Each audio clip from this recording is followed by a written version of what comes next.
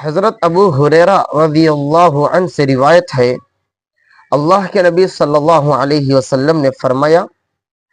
کہ جو بندہ شب جمعہ میں یعنی جمعے کی رات میں 2 رکعت نماز پڑھے، نفل نماز پڑھے، سلام پھیرنے کے بعد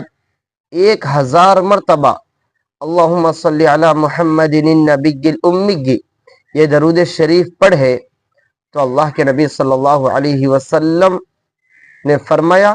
کہ دوسرا جمعہ مکمل نہیں ہوگا، وہ بندہ میری زیارت کر لے گا۔ اور جس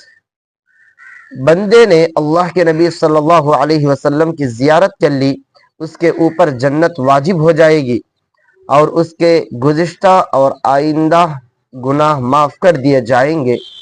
اس لیے درود شریف